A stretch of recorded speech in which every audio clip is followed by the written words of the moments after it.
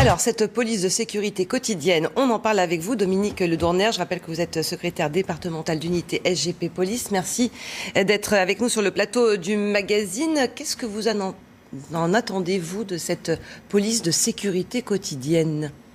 Et est-ce que vous la souhaitez déjà? Alors nous y sommes complètement favorables.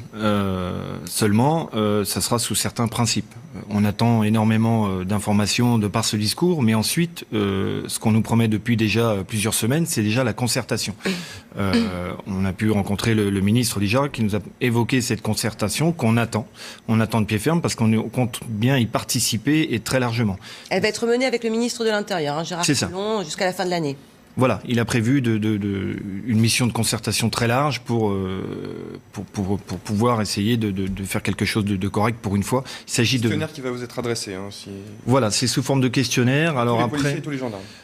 Oui, et vraisemblablement, nous, ce qu'on souhaiterait également, c'est aussi pouvoir élargir. Il faut aussi, dans cette police de sécurité au quotidien, il s'agit aussi d'y intégrer les municipalités. On sait qu'elles sont demandeuses de cette police de sécurité au quotidien.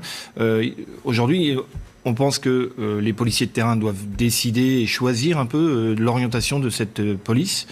Il ne faut pas que ce soit une police au rabais. Qu'est-ce que vous entendez par une police au rabais ? Aujourd'hui, si on prend avec le recul la police de proximité qui s'est décidée très clairement dans les bureaux d'état-major parisiens, aujourd'hui ça ne peut pas être le cas.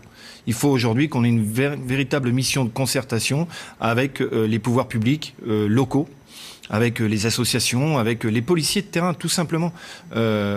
Il nous faudra également des moyens humains. Tout se fera pas d'un coup de baguette magique. En plus, il faut le savoir que aujourd'hui, avec la suppression de cette police de proximité qui n'a jamais réellement abouti, les policiers ont perdu du terrain, les zones de non-droit notamment. Donc aujourd'hui, il va falloir reprendre... Comment faire pour reconquérir justement ces zones de non-droit, comme vous les appelez? Est-ce que les moyens sont suffisants? Visiblement non. Aujourd'hui non, et puis aujourd'hui il y a une fracture, on le sait, entre la police et la population.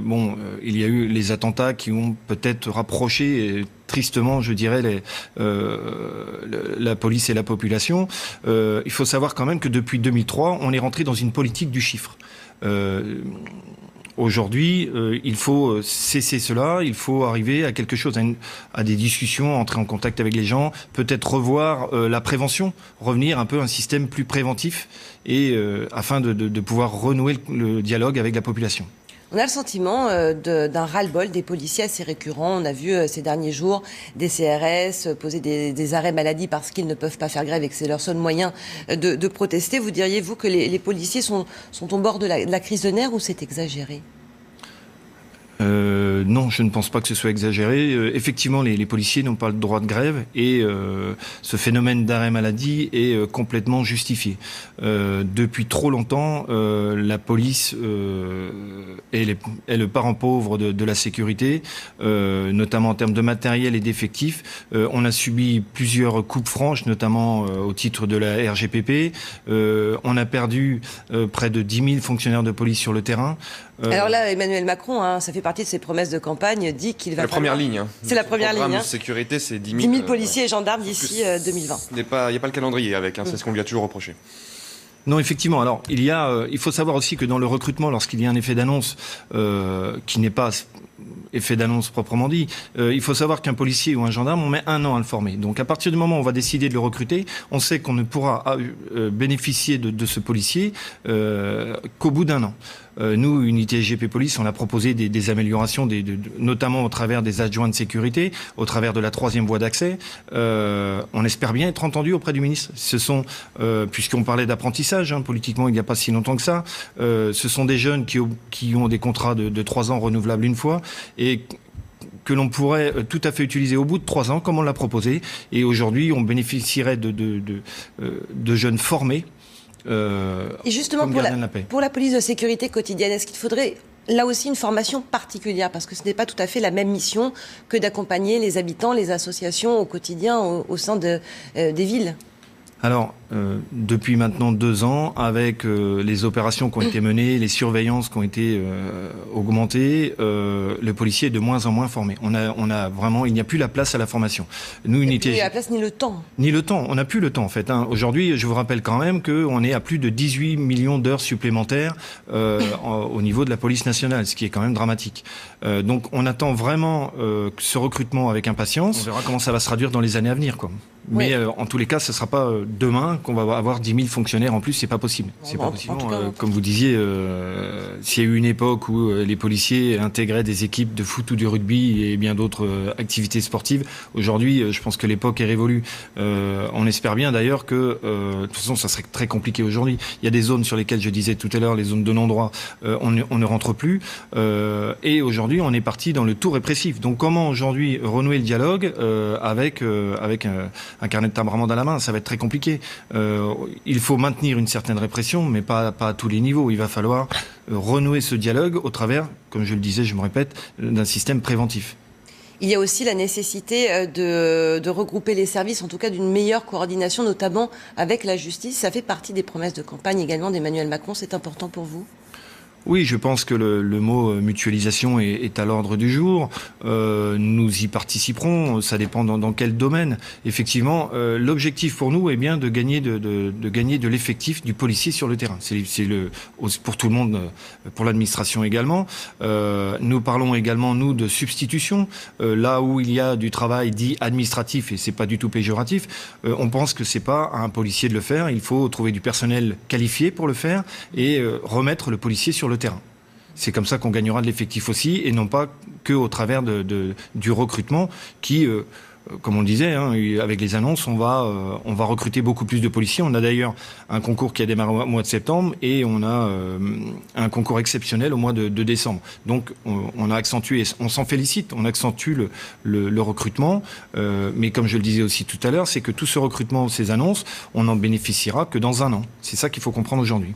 Un long discours sur la sécurité en France, qu'il s'agisse de la sécurité quotidienne, de cette mise en place de cette police de sécurité quotidienne, qu'il s'agisse des questions de terrorisme, des questions de politique migratoire également. Le président a pendant 1h30 balayé différents sujets, parmi lesquels notamment le malaise aussi également au sein de la police. Il est revenu sur plusieurs de ses promesses de campagne et il s'est engagé une nouvelle fois à les tenir. Dominique Le Doornaert, vous êtes toujours avec nous, secrétaire départemental d'unité SGP Police. D'un mot, quel est votre ressenti après ce long discours qu'a adressé le chef de l'État aux forces de l'ordre en France ? Eh bien, globalement positif. Il répond à beaucoup de nos revendications actuelles. Le malaise des policiers, les effectifs, la création de nouvelles écoles. On n'a pas encore tous les paramètres, ce sont des annonces. On sera vigilant sur toutes ces annonces et toutes les réponses qui seront apportées. Globalement, même la PSQ, on était relativement... Police de sécurité quotidienne, il va falloir s'y habituer.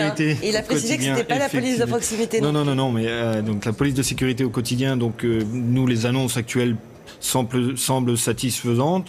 On est, je pense, assez loin de la police de proximité, fort heureusement. Non, globalement positif. On a parlé des réformes et des cycles horaires très attendus de nos collègues policiers sur le terrain, de la prise en compte des temps de repos.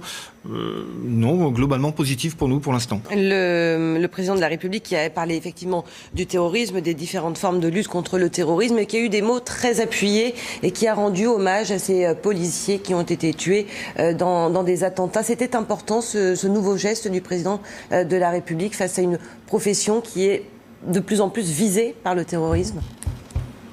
Oui, je pense complètement. La reconnaissance d'un chef de l'État au travers de ses forces de sécurité intérieure, je pense que est toujours la bienvenue, surtout dans un tel discours où, on l'a bien compris, il souhaite apporter énormément d'importance et de moyens à sa politique de sécurité intérieure. Il y a aussi l'annonce d'un plan d'ici décembre, d'un plan contre la radicalisation. Vous sentez clairement que le président de la République est dans une démarche très dirigiste de lutte contre le terrorisme. Et surtout, vous avez le sentiment qu'il donne les moyens aux forces de l'ordre ? Je pense qu'il donne les moyens et qu'il continuera à les donner de par les faits qui continuent dans le terrorisme. Depuis maintenant un petit peu plus de 2 ans, on est durement touché, comme d'autres pays, par le terrorisme.